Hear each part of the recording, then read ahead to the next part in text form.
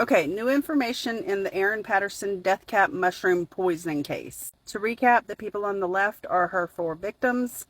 The people on the top are Simon, her ex-husband's parents, Dawn and Gail Patterson. The 2 people on the bottom are Simon's aunt, Heather Wilkinson, which she has passed away, and her husband, Ian Wilkinson. And if you'll remember from my last video, he is still waiting on a liver transplant and he is still in critical condition. I have a few new pieces of information. The first being, first of all, let me back up. This meal took place on July 29th, and Simon's parents passed away on August 4th. So on August 11th, about a week after they passed away, he asked Erin point blank, "Did you poison them on purpose?" Because everyone knows, and it's coming out more and more in detail, how much of an expert mushroom forager this woman actually was. Apparently, she had cookbooks on different recipes you could make with wild mushrooms. And she even had more encyclopedic type books that would be more reference documents if you were to go out into the wild and look for mushrooms, specifically telling you what the dangerous ones would look like and what to steer clear from. She apparently had cooked many a meal back when her and Simon were married with their 2 children from these mushrooms that she had foraged. So of course, if she's going to be cooking for her kids, she's going to make sure she's getting the right stuff. So another kind of detail is coming out, which we really don't have too much information on, but her kids were at the meal, but it seems as though they were taken to a movie. Now, this was like a several course meal, and the beef Wellington was one of the last entrees, so her kids had already left at that point. She did tell investigators that she fed her kids leftovers later, but that she had scraped off the mushrooms. Now, this was before anyone had died, so it's really unclear if they questioned her as to why she thought the mushrooms were the problem. You may remember my first video, which featured Erin's press conference in which she tried to squeeze out a few alligator tears.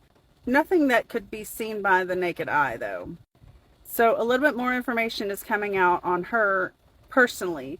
Her family is actually pretty prominent.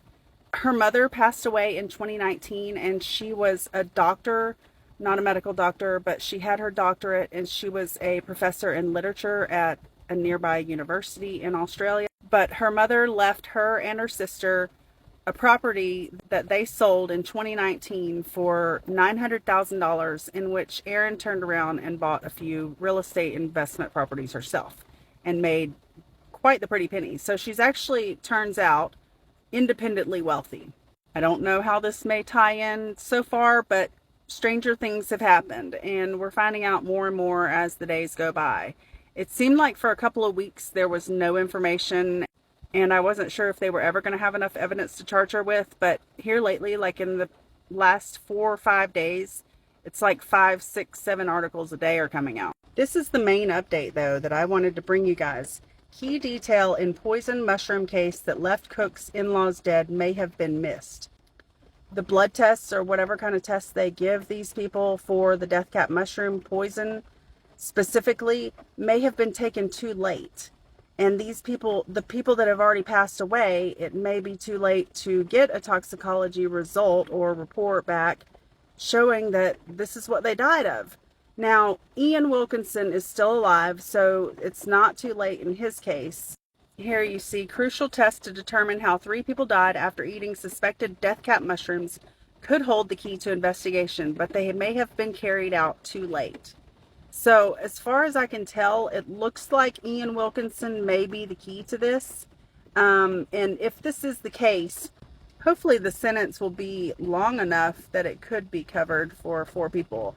I have no idea. Of course, if you can't tell from my accent, I'm from America, Southern America specifically, and I have no idea about Australian laws, but I have had a few, it looks like Australian people in my comments on the last few videos. So if you guys want to clue us in on how many years she could be facing, but yeah, just let me know if you guys have any other information too, because again, it's taking me probably like a full 24 hours to even find this stuff out.